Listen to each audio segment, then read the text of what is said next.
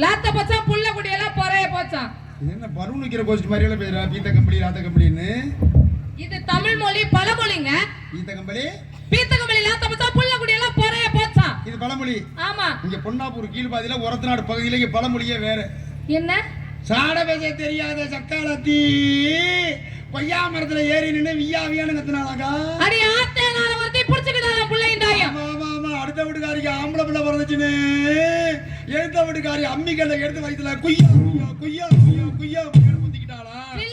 சிலுக்கு தண்ணி சிலுத்துக்குச்சா வரகு பறிக்க. பனைமரத்துல தொங்குதான் பண்ணாட, வீட்டுல தொங்குதான் கிழிஞ்ச பாவாட. நானா சாமியா சைக்கிள்ல போனா அதுல பூசாரிக்கு புல்லட் வேணுமா? அவன் அனுப்பாத கலவரம் பண்ணுவா, என்ன அனுப்பு செருப்பால் அடிச்சிட்டு வரேன் நானா. ஆமா, ஆத்துல நீந்துச்சா எருமை ஏரோப்ளேன் ஓட்டுனுச்சான். அடாடா.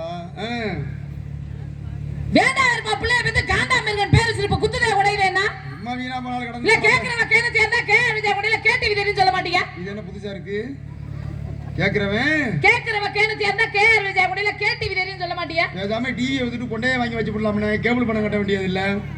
அங்க இருந்து வந்து என்ன விட கருப்பு கரிச்செடி தூர் மாதிரி இருந்துகிட்டு பேச பாருங்க. இன்னொன்னு சொன்னாரு, நட்ட வருது அதுக்கு நீங்கள் ஒத்து ஊதுனீங்க. ஆமா. எங்கயாவது பெண்கள் குளிச்சிட்டு நடுவுல போறீங்களா? நாத்து பறிக்கிற ஆம்பளை முதல்ல குளிச்சிட்டு போறீங்களா?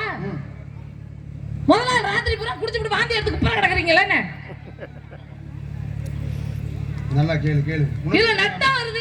உணர்ச்சி வசப்படாம கேளு. தரிசு நிலத்துல ஒரு நாத்தை நட்டு அந்த நிலத்துல இருந்து விளைஞ்ச நெல்லை எடுத்தா தான் அந்த நிலத்துக்கே பெருமை. அதே மாதிரி ஆம்பளைங்கிற ஒரு தரிசு நிலத்துல உறவு மனைவிங்கிற உறவு வந்து நட்டா தான் அந்த ஆணுக்கே பெருமை. சூப்பர். மனைவிங்கிற பொண்டாட்டி இல்லன்னா உறவு இல்லன்னா தெரிஞ்சிருக்கும் லட்சணம். ஆனா நடுவர்களே, உங்களுக்கு எல்லாம் தெரியாத ஒரு ரகசியம்.